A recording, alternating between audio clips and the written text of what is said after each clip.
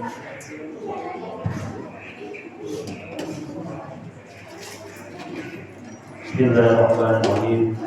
Assalamualaikum warahmatullahi wabarakatuh. Waalaikumsalam. Innal hamdalillah nahmaduhu wa nastaghfiruh wa na'udzu billahi min shururi anfusina wa min sayyiati a'malina. May yahdihillahu fala mudilla lahu wa may yudlilhu fala hadiya lahu.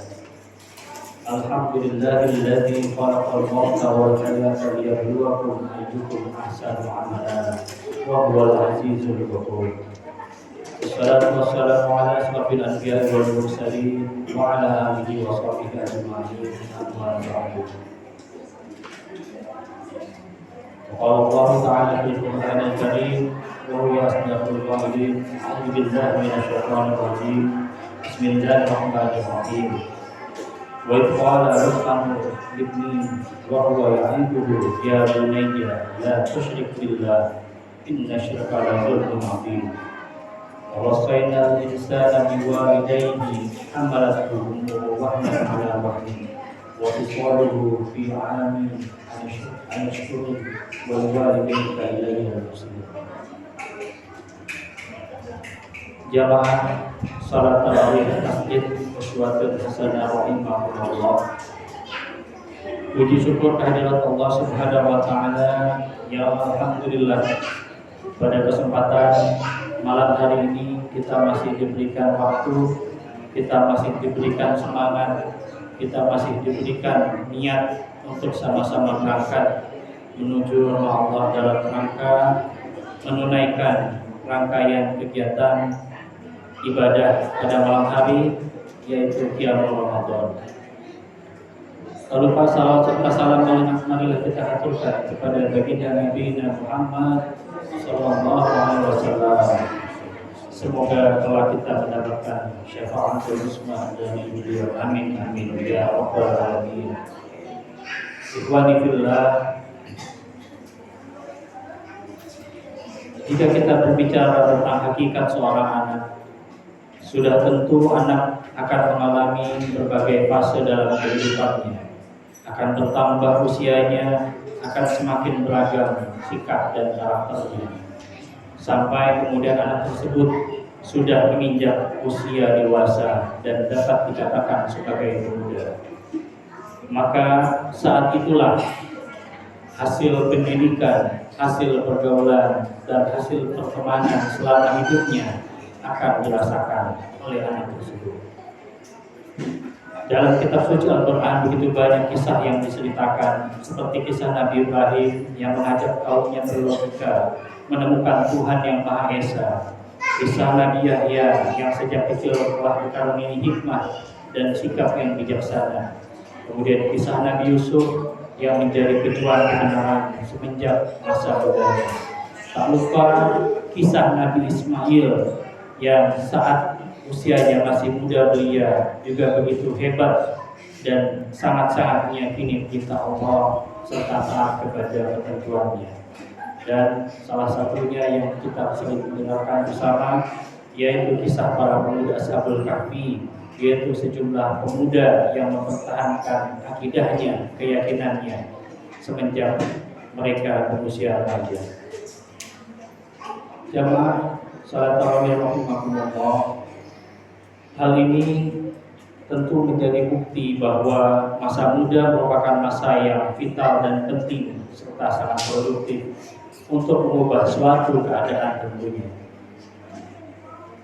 Oleh karenanya menjadi sebuah keharusan bagi para pemuda untuk meneladani kisah-kisah yang sudah Allah ceritakan dan sudah Allah sampaikan dalam Al-Quran. Sebagaimana hadis Nabi, antum syubbanul yaum rijalul ghad, kamu pemuda saat ini dan akan menjadi pemimpin di masa yang akan datang. Sejatinya baik dan buruknya masa depan bangsa ini akan sangat bergantung kepada baik atau buruknya akhlak, iman dan ketakwaan para pemuda pada saat ini. Dan sebaliknya, jika semua itu baik, maka pula akan baik masa depan bangsa ini. kita dapat menyaksikan saat ini begitu banyak peristiwa yang kita lihat, beberapa kejadian yang sangat-sangat menyedihkan yang dialami oleh para remaja juga pemuda pada saat ini. Mulai dari tindakan kriminal terhadap keluarga, saudara, teman, atau bahkan orang-orang yang tidak dikenal sekalipun. Dan sangat mirisnya lagi, bahkan hal ini bukan lagi terjadi di kalangan pemuda atau remaja, melainkan juga sudah menimpa kepada seorang anak SD dan SMP.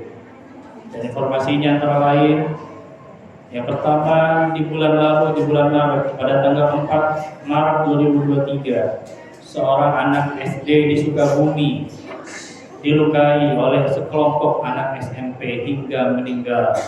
Yang notabene-nya mereka tidak saling kenal, mereka tidak saling tahu, dan tidak ada motivasi apapun dalam hal itu, yang mengakibatkan hilangnya nyawa seorang anak SD yang tidak bersalah. Yang kedua, pada tanggal 9 Maret 2023, seorang anak SD di Blitar juga melukai teman bermainnya hingga luka parah bahkan kritis akibat merasa tersinggung, diejek atau diolok-olok oleh temannya.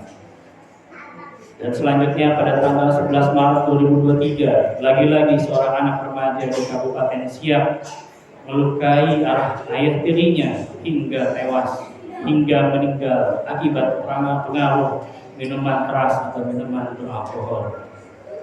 Jamaah salat tarawih rahimakumullah. Tak hanya itu yang kita saksikan di depan dan di media yang kita dengarkan sehari-hari, kita juga sering mendengar serta menyaksikan kejadian yang begitu miris, baik mulai dari pergaulan bebas, perzinahan, narkoba, maksiat, pembangkangan seorang anak kepada orang tuanya. Bahkan tak jarang kita dengarkan anak dengan tega memenjarakan kedua orang tuanya karena motivasi tertentu, baik itu harta ataupun hal lainnya. Bahkan tak jarang pula demi sebuah kepentingan tega dan rela membunuh kedua orang tuanya. Nauzubillah, summa nauzubillah. Oleh karenanya para jamaah, kita sebagai orang tua dan juga anak-anak yang sama-sama hadir bersama kita, marilah kita kembali kepada tuntunan Nabi kita Muhammad Sallallahu Alaihi Wasallam. Kita kembali kepada perintah-perintah Allah dan meninggalkan segala larangannya. Sebagaimana dalam surah Luqman tadi disampaikan oleh Allah, bagaimana cara mendidik dan membesarkan anak. Antara lain yang pertama, yaitu dengan mengajarkan tauhid, la tusyrik billah.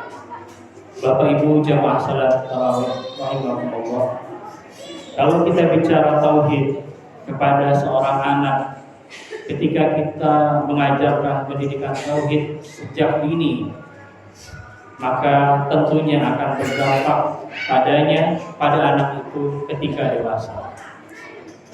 Kalau saat ini kita mengajarkan hal-hal yang kecil, contohnya pada saat bulan Ramadan mereka melaksanakan puasa, kita melihat, kita menyaksikan bagaimana keyakinannya bahwa Allah selalu melihat dirinya, bagaimana pengetahuannya dan keyakinan bahwa malaikat selalu mencatat tindakan dan perbuatannya.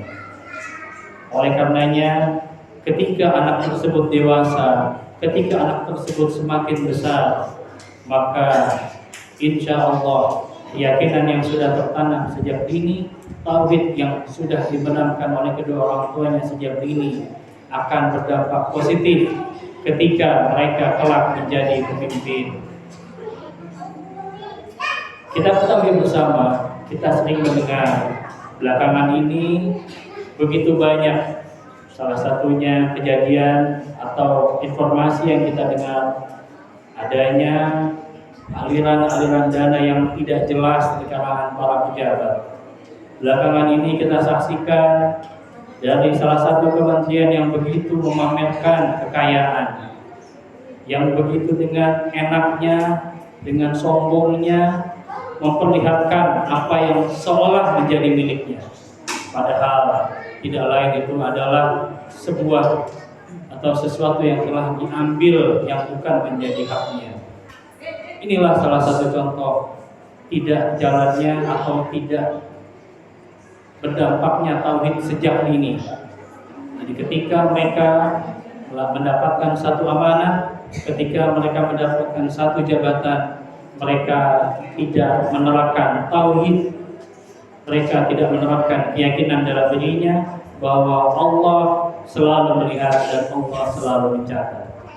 Oleh karenanya, tentunya dengan adanya pendidikan la tusyrik billah, kita berharap semoga para pemangku jabatan, semoga para penguasa, semoga para pemimpin di bangsa ini dapat melaksanakan amanat dengan sungguh-sungguh sesuai dengan tanggung jawabnya.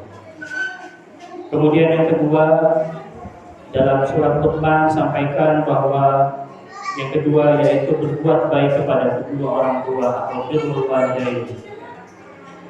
Ikhwani fillah, kalau kita mendengar salah satu kisah sahabat Rasulullah yang tidak begitu dikenal di bumi, tidak begitu dikenal di dunia, namun begitu terkenal di akhirat, yaitu Uwais Al-Qarni, yang sering kita dengar ceritanya.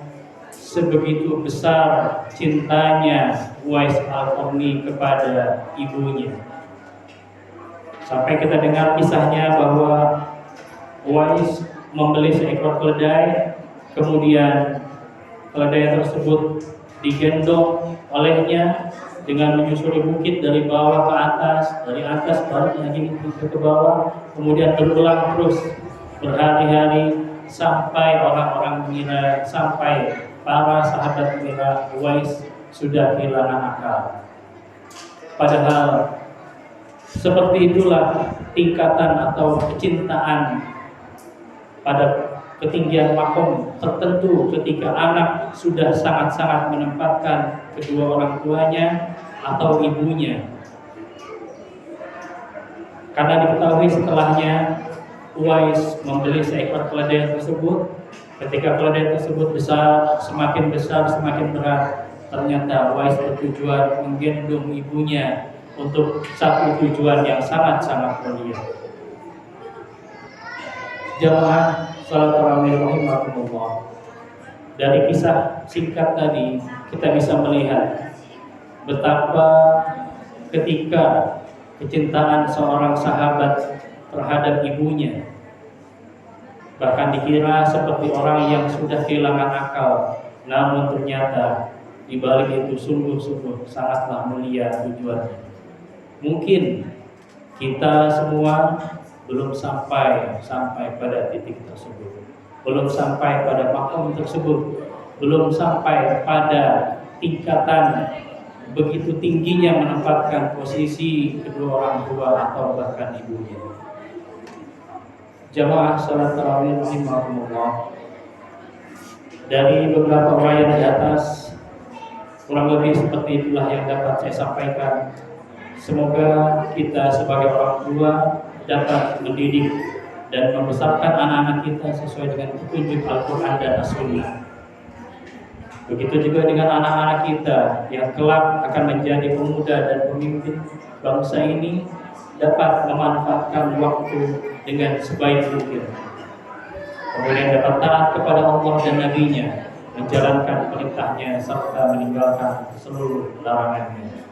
Dan tentunya kita berharap baik diri kita pribadi ataupun anak-anak kita di masa depan dapat memberikan manfaat bagi umat muslim khususnya dan umat manusia pada umumnya. Sebagaimana hadis Nabi, khairun nas anfa'uhum linnas. Demikian yang dapat saya sampaikan. Wallahu a'lam bishawab. Lakum minkum billahi taufiq wal hidayah. Assalamualaikum warahmatullahi wabarakatuh.